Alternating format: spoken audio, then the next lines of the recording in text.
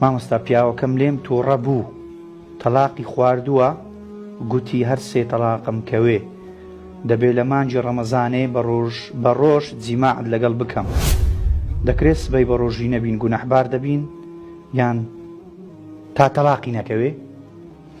لا حول ولا قوة إلا بالله العلي العظيم. ئەو ملەتە بە چ شتێک سەرگەردان بووە زۆر بەداخەوە، یعنی بابەتی تەلاق بەداخەوە لای هەندێک پیاو بۆتە شتێکی زۆر سادە و ئاسایی کە حەق وایە وا نەبێ بەڕاستی.